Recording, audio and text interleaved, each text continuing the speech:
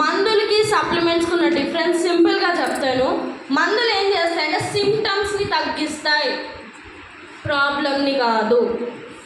మీకు ఏవైతే ఇప్పుడు ఆ ప్రాబ్లం వల్ల పెయిన్ వస్తుంది, పెయిన్ కిల్లర్ వేసుకుంటారు, ఆ పెయిన్ని మాత్రమే తగ్గిస్తుంది, సిమ్టమ్ని మాత్రమే తగ్గిస్తుంది ఇన్స్టెంట్గా. మరి సప్లిమెంట్స్ ఏం చేస్తాయి? మీకు లాంగ్ రన్లో, దీర్ఘకాలంలో మనకు ఆ ప్రాబ్లం వేర్ల నుంచి మనకు ఆ ప్రాబ్లంని పర్మనెంట్గా తగ్గించడానికి సప్లిమెంట్స్ అనేవి హెల్ప్ అవుతాయి.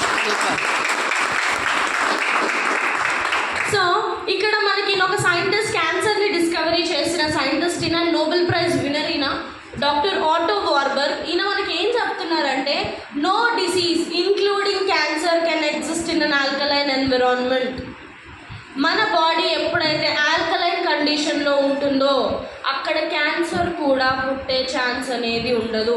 మన బాడీలో మినరల్స్ అనేవి అంత ఇంపార్టెంట్ రోల్ని ప్లే చేస్తుంది. ప్రతి సెల్ వర్క్ అవ్వాలన్నా కూడా మినరల్స్ అనేది అవసరం. So mineral